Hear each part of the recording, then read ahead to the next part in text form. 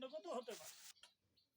কারণ পাঠের সময় পাঠ যখন আলোচনা হলো, গুরুত্বপূর্ণ কথাটা বলল কি, এখানে প্রস্রাব করিবেন না করিলে 5 টাকা জরিমানা, এই কথাটা বলল, ঠিক আছে? তো উলুধ্বনি করার সময়, পাঠ করার সময় গিয়ে শুনতেছে কোন জায়গাটা, এখানে প্রস্রাব করিবেন না করিলে 5 টাকা জরিমানা, কোনো মনোযোগ তো নাই।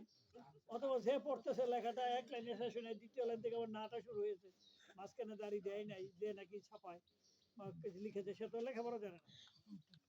এই জন্য আমি এটাকে অপ্রশংসা করি না। ভগবানের নাম গুণ কীর্তন এর মধ্যে ধ্বনিটাও আছে, কিন্তু আমার প্রশ্নটা হলো এটাই, আপনারা জেনে নেবেন, কোথেকে জানবেন সেটা আমি বলে দেব।